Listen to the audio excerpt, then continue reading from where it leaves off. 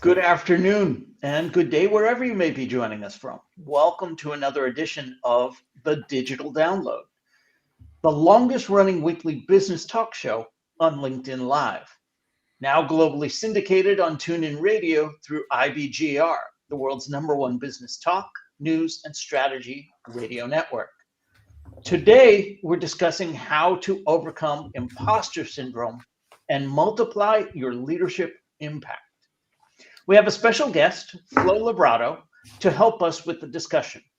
Founder of Olive and Grace Leadership Coaching, Flo will share her insights from her recent Brains magazine article, Multiply Your Leadership Impact with Self-Efficacy.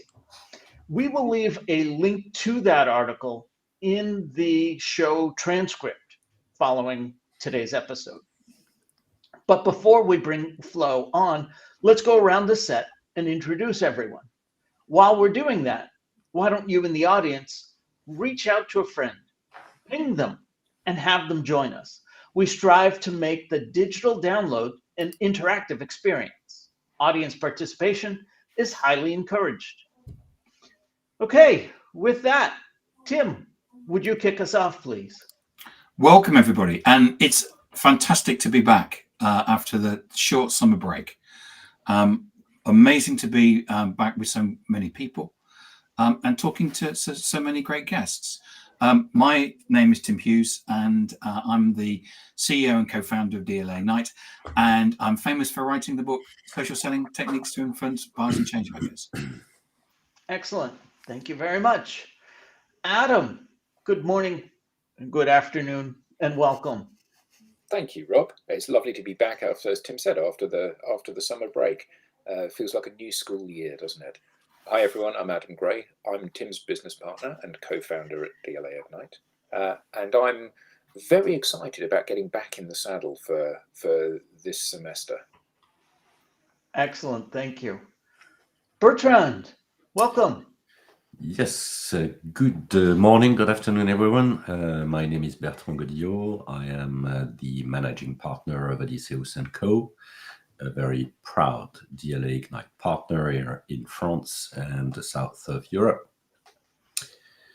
Very excited to be back as well, especially, and very glad it's Friday. Amen to that. Excellent. Thank you. And Tracy, good morning. Welcome. Good morning, everybody. I too am excited to be back and excited that my headphones match Tim's shirt. That's very exciting. I am Tracy Borison, founder of TLB Coaching and Events, where we're all about marketing being a revenue engine and not a cost center, because that's dumb. I too am a proud DLA Ignite partner, and I have all of the thoughts on imposter syndrome. So I'm super excited for this conversation. Excellent. I'm just going to sit back and let you take it from here. Well, hear from your someone's got to bring Flo into the room. That's your job. This is true. We'll get Flo. Okay. Good morning, good afternoon, good day, everyone. I'm Rob Durant. I am the founder of Flywheel Results. I too am a proud DLA Ignite partner, and I'm excited for this new season of the Digital Download. We have some tremendous guests lined up for the fall season. And it starts with our first guest. As I said, this week on the Digital Download, we'll speak with Flo Labrato. Flo's approach to leadership coaching blends practical experience with a deep understanding of leadership psychology, offering valuable insights for anyone looking to lead more effectively with greater confidence and purpose. Let's bring her on. Flo, good morning and welcome. Hi, so Flo. happy to be here. Welcome, Flo. Hi, everyone. Flo, let's start by having you tell us a little bit more about you, your background, and what led you to where you are today. Oh, happy to. I am, my background is interesting. I studied art, I studied psychology, I studied leadership management, organizational development while working many, many years in telecommunications, and thought, how are all of these different things related? And then it dawned on me that I enjoy technology so much, and I still serve as a senior manager in a telecommunications company. But I'm 51% more about people and technology. And I realized, oh, it's coaching. This is my jam. So as a result, I, just started Olive and Grace Leadership Coaching. And what I care about, as you shared, is people leading with integrity and purpose. And I love this work. That's fantastic. Thank you very much for sharing that. Flo, I want to start with a foundational question. What exactly is self-efficacy, and how does that differ from self-confidence? Oh, that's a good question, because self-efficacy, efficacy, and confidence are definitely related, but they're not the same. I think of them as cousins. So if you think of like a timeline, confidence is when we are able to look back and see that we have skills, experience, we have been successful in some areas. And by looking back, we can realize that, oh, this means that I can be confident, I can be sure that in the future I can do the same thing again. So if I can bench press so many pounds in the past, then I have reason to be sure that I can do it again in the future. So that's rear looking, which is great. Confidence is wonderful. And at times everyone doubts, but confidence is definitely helpful. However, self-efficacy is forward thinking. Self-efficacy is more related to positive psychology, the study of human flourishing. So self-efficacy doesn't only look at the past, but it is an optimistic outlook that we can use whatever skills or intuition or experience we have and have self-assurance in our capacity to learn to also be successful in the future, even if we don't have the firm evidence that confidence provides us. So talk to us then a little bit about imposter syndrome. That seems the complete opposite. Complete opposite. And I want to start with that. Imposter syndrome, I believe, happens at some point to probably 99% of people. I can think of a few exceptions, maybe with a personality disorder here or there, where imposter syndrome is a non-issue. But when we think about think of individuals, and this may have happened to anyone who's here on listening or any of us, right? That we have studied, we have prepared, we have experience. Maybe we've even been successful in the past, maybe even high achieving, and still question, wait, did I really do that? Do I really have those skills? Can I really do this again? And even though evidence tells us that we are equipped and skilled and able, we still question. And so that gap right there between what we believe that we're supposed to do and what we think we cannot do is imposter syndrome. So it's like walking around, sitting in a room and thinking, oh my goodness, people might think I'm a fraud, or people probably think I'm more skilled than I am. That right there makes us feel like we're cosplaying as someone who is able to do the job. I love how you put that, cosplaying. Isn't that a basic human trait, if you like? Like, actually, I'm not a very nice person, and people only think I'm nice because they don't really know who I am, kind of thing. And most people feel that at some point and in some situations. And I know that Tim and I have delivered hundreds of seminars and keynotes and training sessions, and both of us, every time before we get up on stage, whether that's a physical stage or a virtual stage, you feel butterflies and you think, oh God, I know I've done this, exactly this 50 times, but maybe this time it's all going to go wrong. Maybe the audience won't like it. Maybe, and isn't that part of the kind of the nerves that drive you to do your best? So isn't that a good thing rather than a bad thing? Absolutely. And Adam Grant has talked a lot about this, especially in his last book, Hidden Potential, about how imposter syndrome itself is not terrible. It's not a terrible thing. We experience it. I cannot imagine speaking in front of a bunch of people and not feeling my knees, shake a little bit. Even preparing for this, I thought this week, man, I'm going on the digital download to talk about imposter syndrome, and I'm experiencing imposter syndrome about doing this. Talk about meta imposter syndrome, right? But it is healthy to have a little bit of grounded confidence, meaning that we're prepared with the skills that we have and the experience, and we've done this before, right? But also be grounded in that we're not perfect, and there may be room for mistakes or missteps. And that is normal. That is perfectly normal, because if not, we might get comfortable and not continue to grow. And then we might shift into survival mode instead of thriving. However, imposter syndrome can become detrimental. It can become really painful when there is a significantly gap, right? And then what leaves us is wondering, oh my gosh, what if one day they discover that they hired the wrong person? Or what if this is the day that I go to deliver a keynote and I trip? And once it becomes psychologically detrimental, then that not only impacts our self-efficacy, it impacts our self-confidence, and it also becomes a self-fulfilling prophecy in that it impacts our ability to perform. Does that make sense? Perfectly. Yeah. Okay. I want to jump in with, I have like all of the thoughts. Flo knows me, so it's fine. She was probably prepared for this. Okay, so I'm all about authenticity, and I have Yes. I have a theory about the concept of imposter syndrome, which I see as different than self-doubt. So what I'm hearing right now is a lot of similarities between imposter syndrome and self-doubt. And from an authenticity point of view, I'm agreeing with all we're saying. I believe everyone will experience self-doubt. We're going to go to a new managerial position. We've never been a manager before. We're probably going to doubt that we can be successful at that. I think self-doubt is very normal. I think we've, like, as a society, mangled this concept of self-doubt into imposter syndrome, and it makes me experience as if you're trying to be someone else, aka you are being an imposter, then you will experience imposter syndrome, because you're not trying to be yourself. You're trying to be something else you think you should be. And I'd love to hear Flo. Like, I experience the difference between those things. I have self-doubt because I'm not sure that I can do ABC.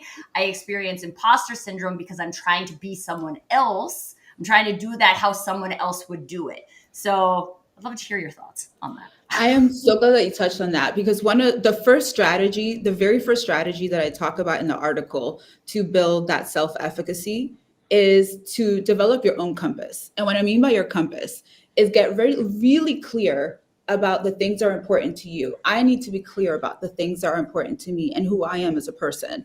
And what I combine as the compass is, I think of three elements. One is understanding, what are your core values? What is most important to you as a human being, not as a parent, as a business professional, as a leader, as a soccer coach, as a friend, whatever it is, transcending all areas of your life. What is most important to you as a human? What is most important to me?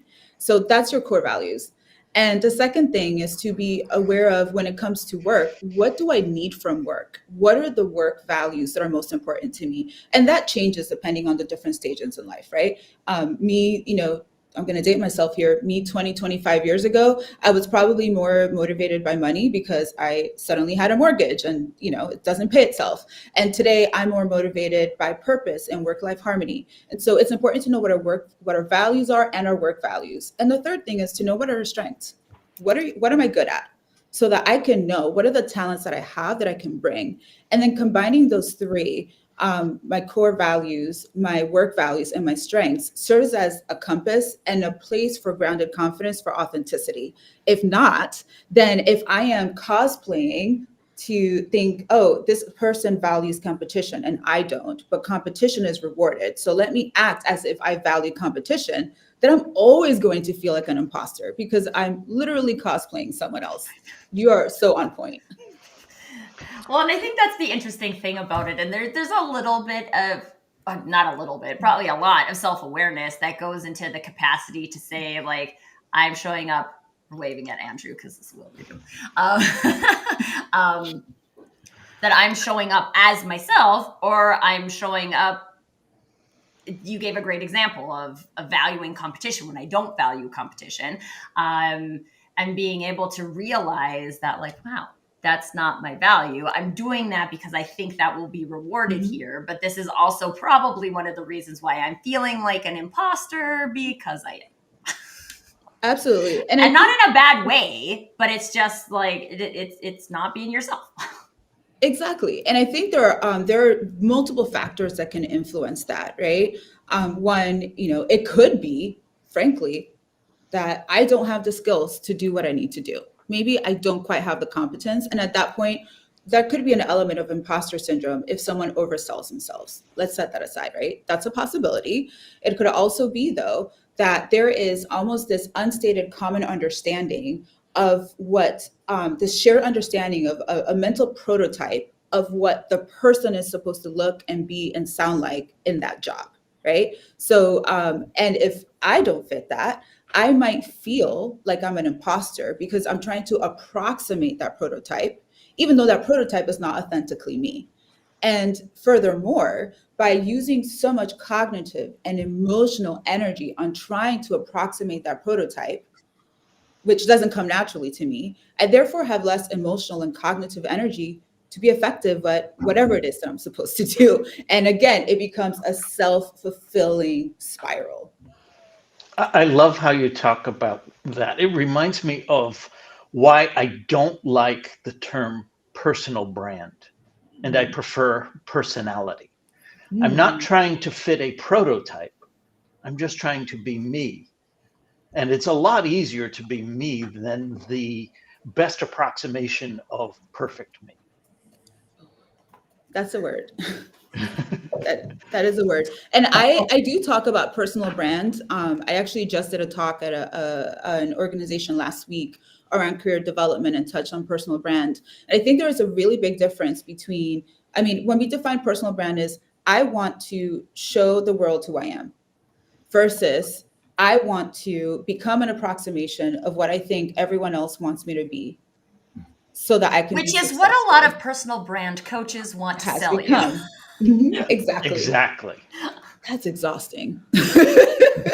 That is exhausting. So like all of these things, there are those social impacts, the shared understanding and the culture in the group. And you can feel it when you walk in the room, whether you feel there is who is the person who is the most senior or the most leader in the room, or who has the most expertise. And we do have a biological social need to be part of the in group, right? But when that comes at the expense of our own authenticity, then it's harder to have that self-efficacy. It's harder to feel that we can be successful in the future because we're spending so much energy being someone else. And it doesn't go well. It doesn't go well. So just Flo, how much of this is actually preventing people to change or to embrace new opportunities or new areas, and how can we make them feel safe in doing this somehow? Is there a role? Because I understand there is a role. There's part of that is about who you are and not trying to be somebody else. But how much can you, apart from getting this confidence, uh, what can the others do to help you get there, basically? Oh, that is a good question. I mean, wouldn't it be nice if we had like a crystal ball that we can see into the future and see, oh, can I do that? Okay, then I'll go ahead and do that. But there is a gap, right, between a leap of faith that we need to take between what am I good at? What can I do? What do I need to do? And getting there. And that space of discomfort is basically unavoidable. We can stay comfortable, right? And avoid all kinds of, discomfort and just continue to do the things that we are 100% confident we're good at, but then we won't be able to grow. However, everyone around us can also help make it okay. Make it okay to make mistakes. Make it okay to goof and not make it so personally costly. And that will allow people to step out and practice that self-efficacy. I want to invite the audience to contribute some questions. We have Andrew in the audience. First, let's all wave. Good morning, Andrew. Yeah. Good morning, Andrew. Hi, Andrew. Well, Andrew asks a great question. Andrew Slesser asks, why is it we feel more like an imposter with the more experience we gain? Good question. That is a really good question, and I think that popular psychology, we tend to think of imposter syndrome is when we feel just only when we feel less confident or when we experience doubt, right? But there is a lot of evidence that high achievers, and the more we progress and grow and achieve our goals, that imposter syndrome doesn't go away, because there's still that sense of, we tend to question, did I really earn this? Did I really achieve this? Did I really complete this? And as a result, all of that self-doubt just continues to grow as we continue to grow our skill sets. So yeah, sometimes the more experience we gain, the more we feel like an imposter. I joke around about cosplaying as an adult because I sometimes I don't know. There's so many things going on. Like, how do I hold it all together, right? But I'm obviously a functioning, successful adult. But I still have my moments when I experience that doubt and I question: am I really supposed to be this responsible? Yes, I am, and I already am, and that's okay. But it's okay to have those moments of doubt. But it does help, to be surrounded by people that can remind us in those moments that we're doing a good job, that yes, we earned and achieved our accomplishments. Let's turn our focus to leadership. You mentioned Compass. What other strategies can leaders use to overcome imposter syndrome and to build more self-efficacy? Oh man, this is a tough one because if we look at research and even just our professional experience over the last, say from 5 years ago to maybe the mid 80s, the expectation is that leadership came with presence. That when a leader walks in the room, everyone knows who the leader is. And many of us probably professionally grew up seeing hierarchical organizations with like 10, 12 layers, in which the higher someone is in the organization, the more leadership presence that they have, right? But there is a shift in values. And what research is showing is that, and Tracy, you're going to love this, is that even more important than executive presence or that leadership presence or the I'm in charge presence, what people want is authenticity. They want that more than ever. So what does that mean? That tells us that to be effective leaders, whether it is an emerging leader without direct reports yet, or a frontline manager or an executive leader, that to be an effective leader, you have to have, yes, that confidence and awareness of achievements and skills and experience and competence. Also that self-efficacy, that positive forward-looking perspective that, yes, I can lead effectively. My team can innovate. I can grow. I can show up. But also that authenticity to even admit the times like, hey, you know what? Sometimes I question myself, and that's okay. And people will value that and trust authentic leadership in that way a lot more than the persona that used to be expected of, like, I know everything. I have all the answers. So look at me because I'm the boss. Well, We have another great question from the audience. I want to bring that up. I'm going to butcher it, and I apologize in advance. Amrit Aujla asks, what is the best way to prepare for a public speaking moment? Great question. I actually want to defer to everyone else here first on this one. I would say it depends on who you are because I'm a super useful answer. Yeah.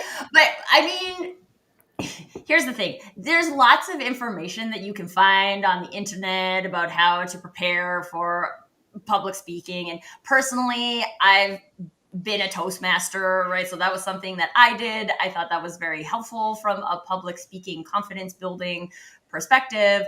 But even within like the Toastmasters program, every different speaker had a different way of preparing for speaking. Some people like to rehearse. Personally, I hate that. I hate feeling like I have to follow a script because then I get more concerned about the script than actually connecting with the audience and things like that. But that's not the right thing for all people. So my advice would be to like try on some advice, like see what other people do, try it on for yourself. Maybe it works for you. Awesome. If it doesn't work for you, that doesn't mean that you're a bad public speaker or you need to change something about yourself in order to make that advice work for you. It just means that something else will work for you.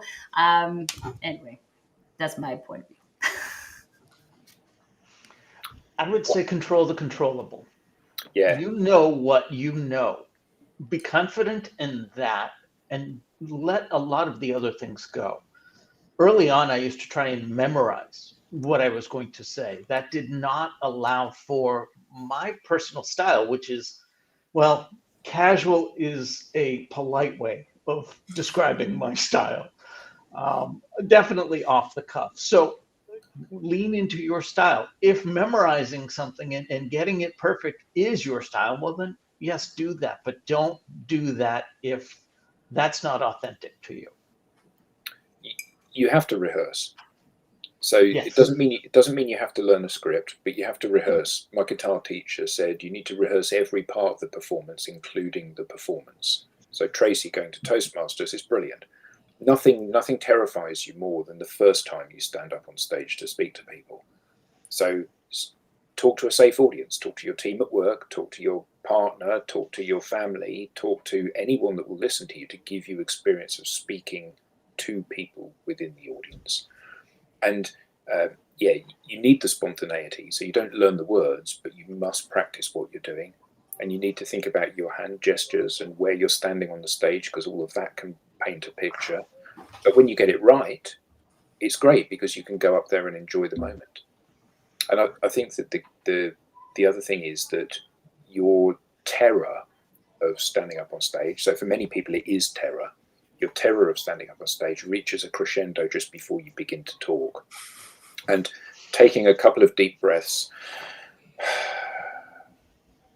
helps just to take the edge off that, so you can then give of your best.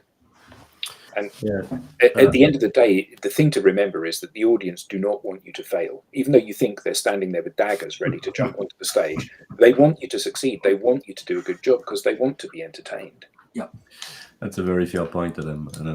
But I'll my 2 cents on this is because you tend to be a bit how can I say that? Not really stressed, but there's a bit of adrenaline going on before you get on stage. And to get things started properly, I confess I would probably have in mind my first 2 or 3 sentences. Rehearsal is part of is definitely what you're talking about, but also just pitching it also because I'm not English native, so that when I do that in English, that requires me to have the right words, or at least the ones I want to express. So, my 2 cents. And breathing and all the stuff, I fully agree. Don't forget to breathe. Yes, don't forget to breathe. Breathing is good. Rob. I think one of the things that I was thinking with like kind of all of these things, from public speaking to the leadership and imposter syndrome, I think a lot of the time, and with Andrew's question too, about how the more experience we gain, the more we might doubt ourselves, even though we have more evidence. Is this because we're spending too much time not in the present? Because I feel like personally, if I look at my most effective leadership moments, it's when I'm just in the present with my team, being with them, solving problems. I'm not worrying about what's going to happen in the future. I'm not worried about what happened in the past. We're just here together doing stuff. And I feel like that's my most effective. But I also feel like when we're having anxiety or imposter syndrome or self-doubt or any of these other things, it's because we've taken ourselves out of the present moment into the past or into the future. So is that also part of the journey, is to explore how much time we're spending not in the present moment? I think that's an excellent point that you bring up. And I want us to think about embodiment. And how important this also ties back to the question about public speaking. Nerves take over, whether it is nerves before delivering a keynote or even an event like this, or nerves about pitching something in a meeting when we know that it may be controversial. Whatever it is, there may be nerves. It could also be a simple conversation, a simple coaching conversation that may feel like we're not completely present, because we're pretending to be time travelers, as if we can go in the past and fix what happened, or go into the future and prefix what might go wrong. And having that mindfulness and embodying each moment makes a difference. And here's what I mean by embodiment. It is being very aware not only of our emotions, not only of our racing thoughts that are trying to time travel, but also being grounded in our bodies. And that focusing on our physical senses can help us immensely to practice being present, so that we can have those impactful moments, so that we can almost slow down time, right? So that our emotions don't hijack us and our critical thoughts don't take over, but we can wholly, as leaders and individuals, emotionally, mentally, and physically be present. And as a result, not only can we be more present and have a greater impact in the moment, but we're not wasting energy thinking about the future or the past or what I'm supposed to be like, and I could just be myself in this moment. And that allows a lot more emotional and physical and mental reserves available to engage meaningfully with people, which also means we're less likely to make errors that we might regret in the future because we're fully present. I think you nailed it, Tracy. Flo, I've reported to leaders who must have been dealing with imposter syndrome because, frankly, they were imposters. And I've dealt with leaders that were fantastic. How do you coach a leader towards that authenticity? How do you help them improve that self-efficacy?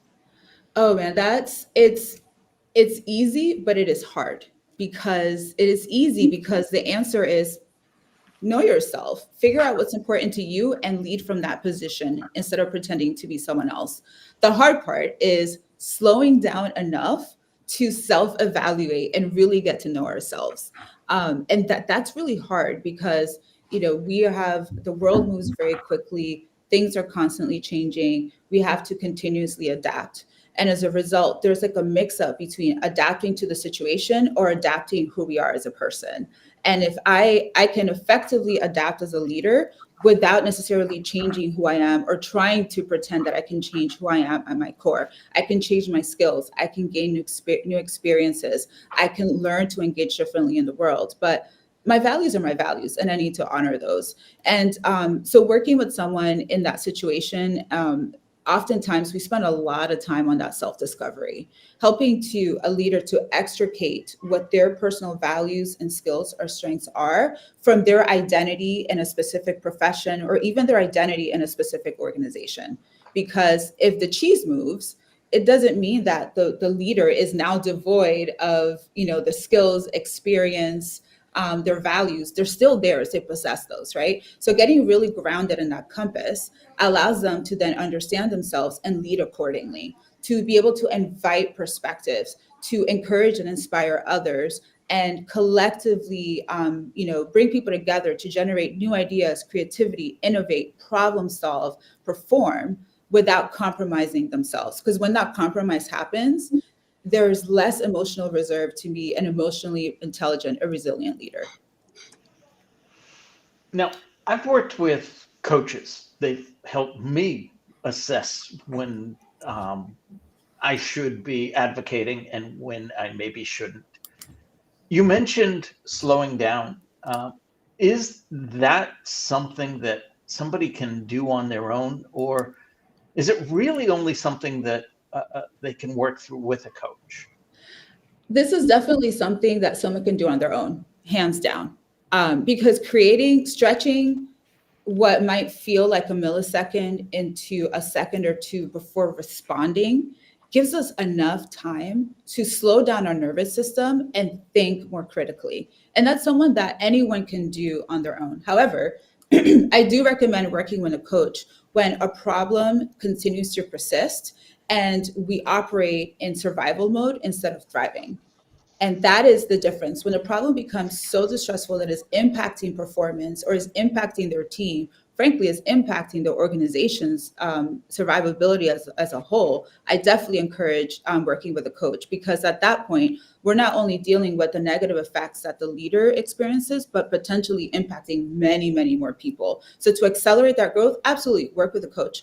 But also, this is something we can do on our own, creating space. We think like when a problem comes or a question comes and we have to immediately have an answer. Most of the time, 2 seconds, a 2-second pause to ground ourselves, to take that deep breath, to connect with our bodies, and then be able to tell our emotions, thank you for being here, feelings, but you're a data point, you're not everything. Then that allows us to have the opportunity to create better answers, or even say, you know what, let me think about that. Let me get back with you, instead of being so quick to the draw and then regretting what we say. Well, and I would say too, I mean, I've done a lot of work in authenticity, and I'm like celebrating my 10-year anniversary of starting my mindset journey. Like I started doing mindset work 10 years ago, and like my life today is completely different than my life 10 years ago, which I'm very excited about. But I was on a podcast recently, and the interviewer asked me, how do I know my values, right? How do I know what's my thing, what makes me unique, so that I can like focus on that and build on that? And I do think one of the most interesting things about that, and I've heard it called Johari's blind window. I usually just call it like what we don't know about ourselves. But other people have experiences of us that we don't have of us. And so this is one of the reasons why I think coaching has become so prominent, is that especially a coach who's looking for like flow, you're looking for leadership potential in a person. So you will likely see leadership potential in a person, even if they don't see it in themselves. And then a coach can give you that something to base things on. And so one of the things I quite often tell people is like, pay attention to what other people are saying about you that you like. Right? And people might be saying stuff about you that you don't like, but the example I always give is people often tell me I'm refreshing. And I don't prompt them with that word. This is just a word that people use for me. And every time I hear it, I'm like, yes, because this is what I'm about, giving people new perspectives and things like that. So I like to be refreshing. And so when you like hear something someone says about you and it feels really meaningful for you, that's a window into your values, who you are as a person. And so these are the types of things that we can then take into our leadership environments, our environments with our friends and loved ones, and on shows like this, right? To just say like, oh, people use this word for me. That's really meaningful. So that's probably connected to a set of values or my compass. And give yourself a chance, even if you don't create the time to explore that more deeply, create the moment to, like, my friend Amisha says, take it to the bank, right? Like that someone said that about me. That's meaningful for me. Let it soak in for a moment, because then it gives you that something you can build on. I think I love that exercise. That one is such a good one, because it allows us to create a little bit of distance, like step out of ourselves and assess ourselves. One of the reasons that coaching and even working with mentors, which are totally different things, I recommend both, is helpful, is because we make meaning through the use of language. And yes, we can think and use words in our heads. But when we have dialogue with another person, we're able to ask questions, interrogate what we say, what they say, compare notes. And through that dialogue, we are able to determine the meaning, or to make meaning out of what we see. One of my favorite exercises is, and I use this, the coaching approach that I use is coactive coaching. It is about the balance of the person being and the person doing what they need to do to move forward.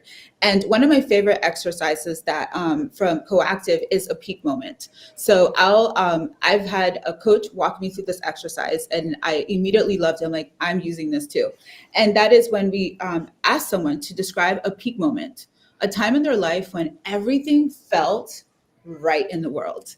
And it could have been a big milestone at work, or a tender moment with family, whatever it is, right? And then spend some time with that moment to mine that moment and understand who was there, What was important about that moment? How did you feel? And listening someone describe that moment and watching someone's face light up and their shoulders relax gives us indication of what their values might be. And so as then I can say, hey, it sounds what I'm hearing there and what you're describing is a value of X. How does that sound to you? And sometimes a person might say, oh, you know what, that's not quite it, but I think it's more this. And through that dialogue, we can discover that. And then as an authentic leader, that leader can be armed with their values to guide their decisions, to be transparent in how they show up for their people, to be transparent in how they do business with stakeholders. And then as a result, they don't have to spend time being someone else. They can be themselves, which, let's be real, when there's authentic leadership, people are more likely going to follow. Without authentic leadership, it is really hard to get the hearts and minds of people committed to whatever the mission is. Let's build on that for a moment. Let's talk about leadership impact.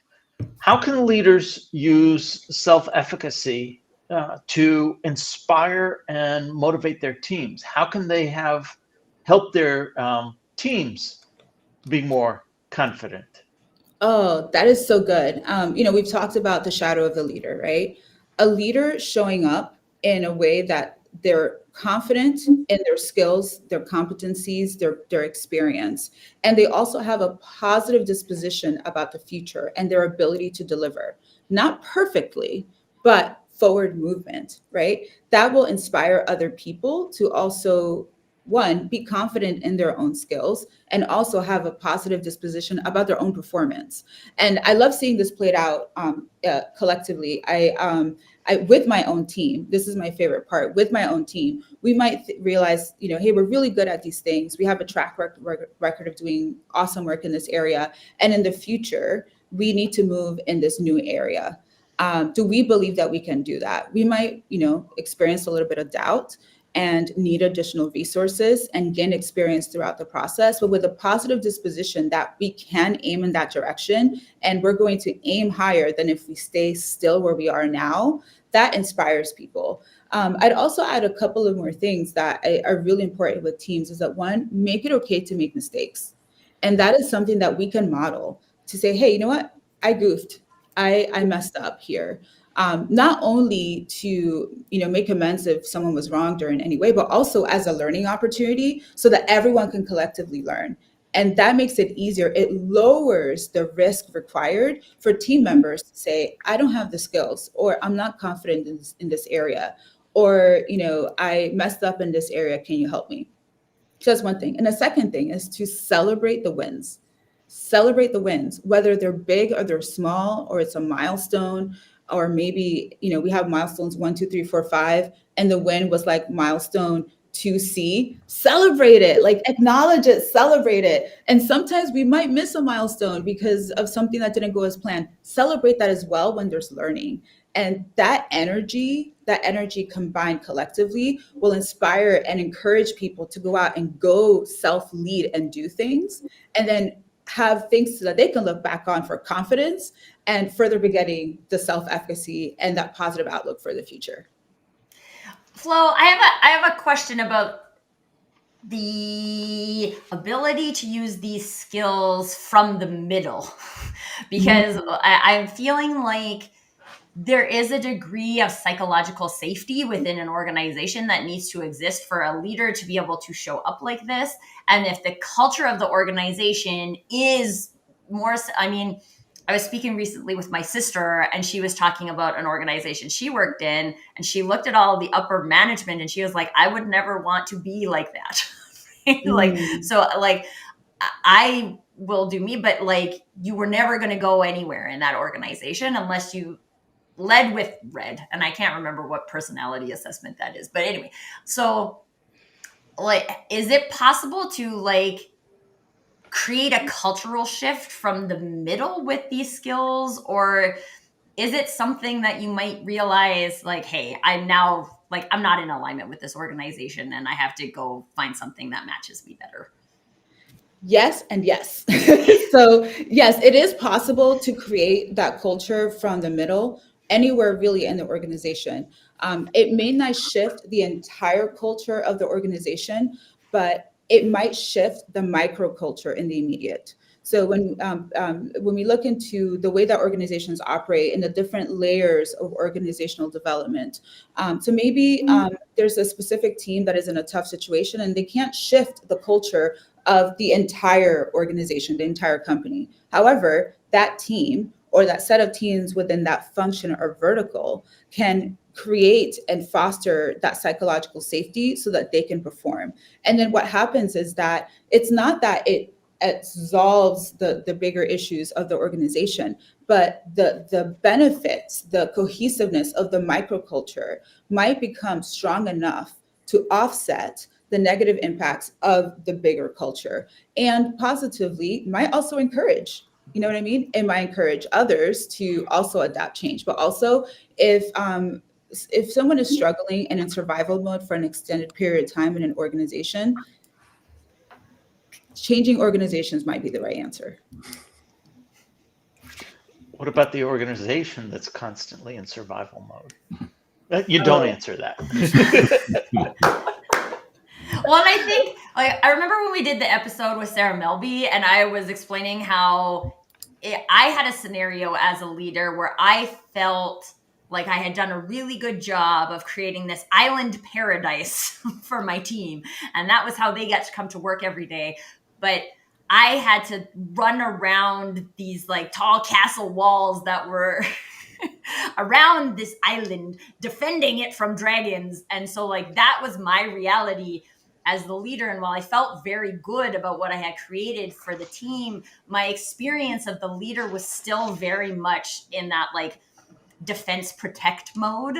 And now it's interesting to think about that now because I have different skills from a being myself perspective, and I could probably do something different now if I was brought back into the same scenario. But I think that is still common for leaders, is that we believe in us creating this microcosm, as you said, but then somehow we are not even like, it hasn't gotten to the point where we are benefiting from that. It's like we're caught in between, and it's almost like now there's like a greater in between a rock and a hard place. And I think it leads a lot of leaders to exit organizations. So for leaders who might feel like they are in that scenario, like they have the skills to create that space, but that they are not yet participating in that space, do you have any advice for leaders in that scenario? Yes. And as you described that, I envision like a moat, like the leader being the moat, protecting the team. Yes, but then there's also sharks in the moat. And so you have to avoid sharks. And so you're protecting, avoiding the sharks, fighting dragons in the other castle. It's a lot. And so there are three things that come to mind. Is that one, we got to trust our people. Our people are resilient, they're creative, they're resourceful, and maybe need less protection. And I've been there where I spent myself thinking I needed to protect my team from an incredible amount of change. This is many years ago. And I was exhausted, right? So maybe we also trust other people's resourcefulness and adaptability and help them to develop the adaptability to manage in difficult situations. I think also for the leader and every single person in an organization, it's important to figure out how much overlap is there in the Venn diagram of one's personal values and what they need from work and the organization. And it may not be 100% match, but if the Venn diagram barely has overlap, then it may not be a good, match. That organization may not be a good match for the leader. Or it may be that the leader doesn't quite understand themselves, or the organization doesn't quite understand itself. And we can give it a little bit more time to unfold. But if it gets to the point of burnout and it's impacting health, then something has to change. And if the organization is not going to change, then the leader may want to look at a change. Protect the mental health. How can I assess my